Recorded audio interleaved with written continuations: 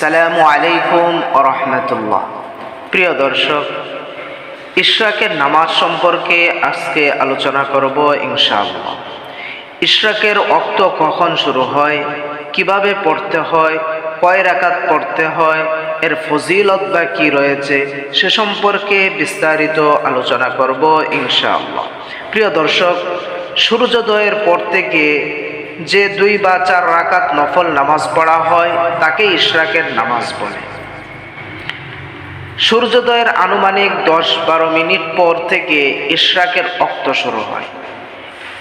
ইশরাকের ওয়াক্ত শুরু হয় সূর্যোদয়ের আনুমানিক 10-12 মিনিট পর থেকে ইশরাকের ওয়াক্ত শুরু হয় এবং দ্বিপ্রহর পর্যন্ত বাকি থাকে। তবে ওয়াক্তের শুরুতে পড়ে নেওয়াই ভালো।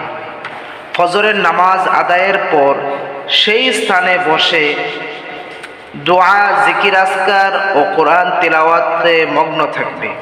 দুনিয়াবি কোনো কথা বা কাজে লিপ্ত হবে না। সময় হয়ে গেলে ইশরাকের নামাজ আদায় করে নেবে। এভাবে ইশরাকের নামাজ আদায়ের সওয়াব বেশি।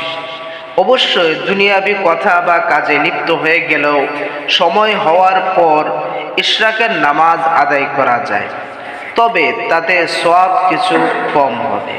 প্রিয় দর্শক, ইশরাকের নামাজ কখন পড়তে হবে, ওয়াক্ত কখন শুরু হয়, আমরা তা জানলাম। এবার ইশরাক নামাজ পড়ার ফজিলত কি রয়েছে সে সম্পর্কে আলোচনা করব ইনশাআল্লাহ।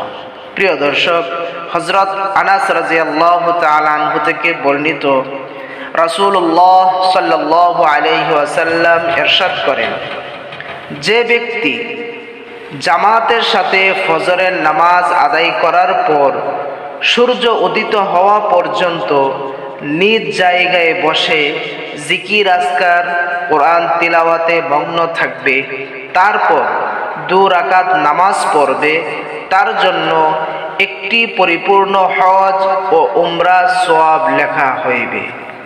সুবহানাল্লাহ। হাদিসটি সুনানে তিরমিজির 586 নম্বর হাদিস।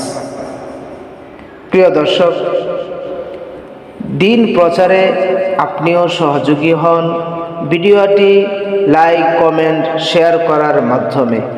আল্লাহ সুবহানাহু ওয়া তাআলা আমাদের সকলকে আমল করার তৌফিক দান করুন। আমিন।